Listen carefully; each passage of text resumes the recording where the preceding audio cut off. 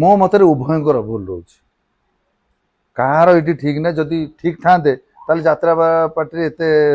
झगड़ा मगड़ा लगी न था कारण मु तो यात्रा पार्टी भितर विषय ज अक्षर जानी जहाँ भी मु सोशल मीडिया देखुची एक तो कमिटमेंट रे भूल करवाटा निजर भूल सबुठ बड़ भूल कमिटमेंट भूल करवाटा गोटे जगह कमिटमेंट करके आउ गोटे जगह कमिटमेंट करवा सबुठ बड़ भूल सेकेंड थिंग कोना कोटी मो मतरे मूल दुआ स्ट्रंग न कले एमती कंट्रोवर्सी चली जमी आम फिल्म इंडस्ट्री जमी होची मूल दुआ माने मूल लोक माने जदि स्ट्रंग ना फिल्म इंडस्ट्री डेभलप करिवो केमिति आपण मान तो देखुथिबे सोशल मीडिया आपण माने तो निजे शूट करथिबे बड़ बड़ लोक एनएसडी स्टूडेंट माने जो माने पास आउट माने जो माने लीजेंड कलाकार माने सेमानको जोगु आमको निजको कलाकार कहया पई माने लज्जा लागुच फिल्म इंडस्ट्री एमती हो जाइए गोटे चाह तो किसी दिन पूर्व गोटे चाह दुकान ठिया एमती फिल्म को लेकिन गोटे चर्चा चलता जहाँ आम इंडस्ट्री आमको आमर ये कि बाधिब आम इंडस्ट्री ना किए जदि पदे कहे एमती चर्चा चली भर मत अवश्य सी चिन्ह ना मु तो कौन गोटे माने छोटिया कलाकार दी चार फिल्म कर मत तो प्राय लोक जानी ना भलसे मु राजवीर बोली से अवश्य मत जानी ना ठिया चाह गोटे पीऊँ डिस्कसन चलती फिल्म विषय माने आपण मानू केमी भी कहबी मत निजको लज्जा लगुच से जगार गोटे कलाकार कहया निजको खराब लगे डिस्कसन थिला एया जे बड़ बड़ लिजेंड कलाकार माने बड़ बड़ डायरेक्टर माने प्रोड्यूसर माने कौ टाइप भितर केमती द्वंद्व सृष्टि होची ये ताकू कहूची सी ताकू कहूची ये से फिल्म को आक्षेप करी कहूची अरे एक तो फिल्म चलुनी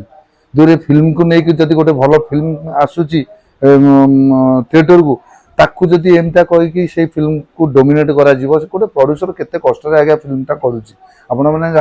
जानी जदि 50 लाख फिल्म होची जदि 30 लाख खर्च न कराऊची जदि पब्लिसिटी से फिल्म चलवा भारी कष्ट हो पड़े जिते भल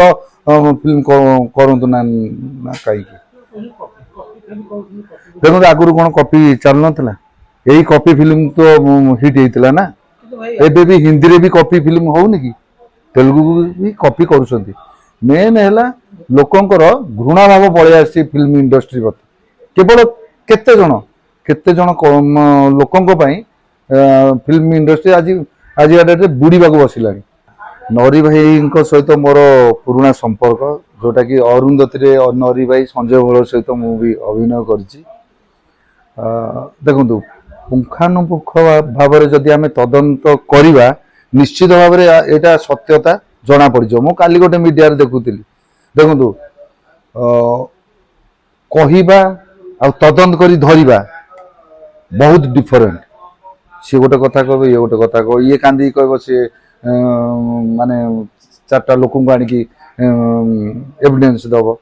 से नहीं भितर तर्जमा करी सत्यता कौन से निहाती भाव में बाहर करवा दरकार टे पूर्व जो कथा कहती मूल दुआ स्ट्रंग हवा दरकार तांकर यात्रा यूनिट जो लीडर माने जो ओनर माने जो एसोसिएशन जो संघबद्ध भाव में बसिकी रूल रेगुलेशन गुरा को ठीक करवा दरकार जदि रूल रेगुलेशन ठीक था गोटे आर्टिस्ट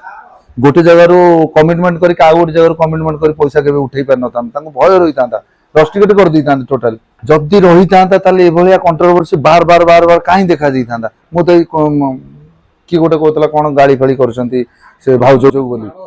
माड़ हो गाड़ी फाड़ी कर कहते मुझे गोटे सोशल मीडिया जस्ट स्क्रॉल कला देखला सी भाउज जी फोन कर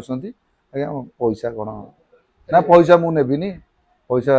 से तो रही पैसा देती पैसा कौन तो गाड़ी फाड़ी कहीं कहीं शुणा पाइली कारण आम जहाँ जी माने सोशल मीडिया देखा पाऊँ तुलसी मालिक से जो रेकर्डिंग जो वॉइस थिला बहुत एग्रेसिव वॉइस थिला जोटा कि गोटे सेटा को नै कंट्रोवर्सी देखो आज्ञा देखो देखो आज्ञा लोक मैंने बहुत कथा कहे है तेणुक जी जिनसटा को गढ़ी जी गोटे ମାଲିକ ଆପଣ ଆପଣ ଏବେ ଏଇ ଜାଗାରେ ଅଛନ୍ତି, ଆପଣ ଗୋଟେ ଯାତ୍ରା ପାଟିର ମାଲିକ ହୋଇଥାନ୍ତେ, ମୁଁ ଯଦି ଆପଣଙ୍କୁ ପଇସା ଆଣିକି ପରବର୍ତ୍ତୀ ମୁହୂର୍ତ୍ତରେ ଫେରେଇଥାନ୍ତି, ଆପଣଙ୍କ ରୋଲଟା ସେଇ ଟାଇମରେ କେମିତି ହେଇଥାନ୍ତା?